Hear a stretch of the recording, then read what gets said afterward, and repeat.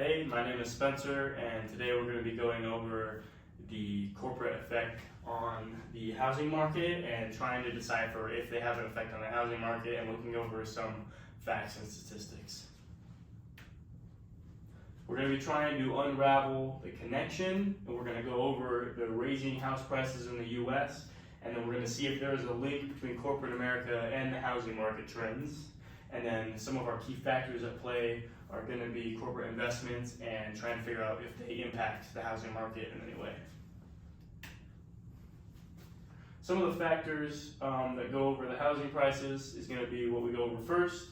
The second part of our agenda is going to be going over understanding how major corporations are shaping the market and what they're investing in, and just trying to understand what they do in general. And then we're going to go over the impact on the housing market and see if there is a ripple effect from corporate involvement statistically. Some factors that influence housing prices are supply and demand. You got to go over the balance of available homes and how many people are in the market trying to buy single family homes. And then we have to go over interest rates and the role of mortgage rates in housing affordability.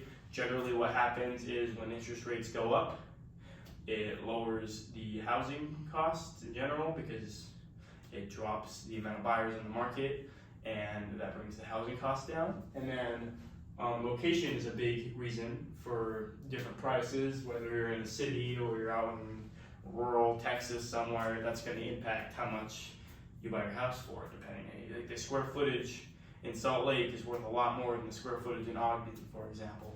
And then some economic factors have a lot of impact as well. This based on what the economy's doing, what the stock market's doing, and many other factors as well. Unemployment can come into play and lots of stuff like that. And corporate investment in real estate, there's two main types really. The first one is purchasing properties. A lot of corporate investing is purchasing different properties and land and renting them out, whether you're doing commercial real estate or you're renting them out to residential people. And the other one is development projects, which is more on the end of building and construction and building up new land and residences.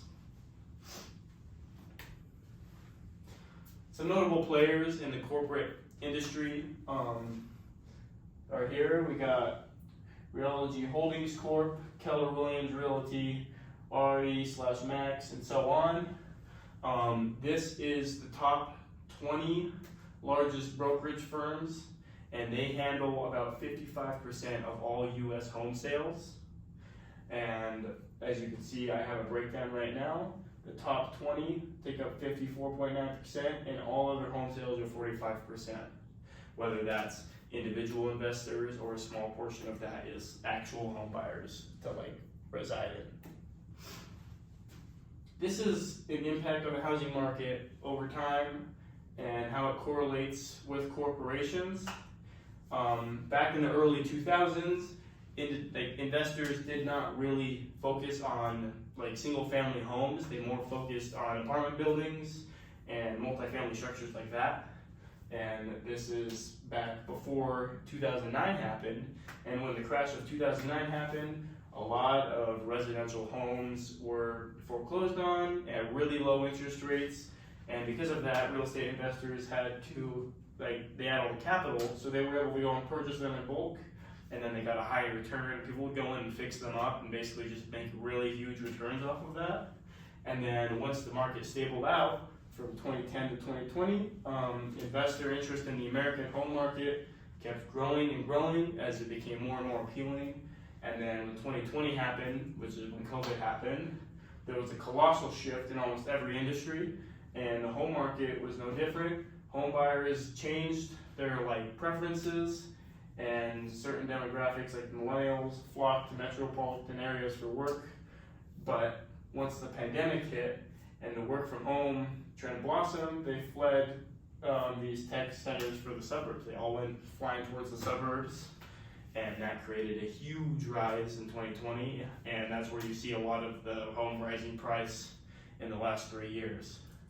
And then post 2020, corporations have also started buying and building new homes because of, I don't know if it has anything to do with there being a raise in interest in the suburbs, but they've been building homes, and the single family rental market saw a massive spike. It jumped around 40% with companies like American Homes for Rent and Invitation Homes, and they've seen double-digit rent growth, and we've seen rent go up across the nation because the just need and amount of people needing rent has skyrocketed, and the amount of homes and the ability to afford homes has gone down, and this has made homes more and more lucrative and a better investment for not only corporations but just investors in general. And this is my works cited page.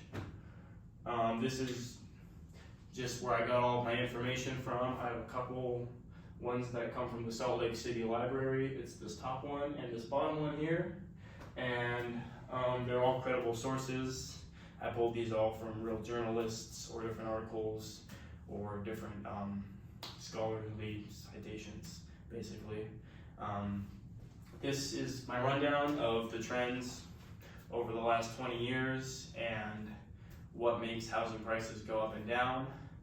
And yeah.